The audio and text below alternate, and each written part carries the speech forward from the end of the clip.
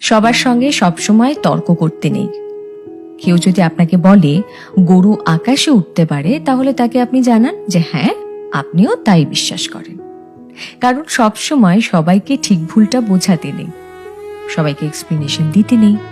আর এই কথাটা যত তাড়াতাড়ি বুঝে ফেলা সম্ভব ততটাই ভালো।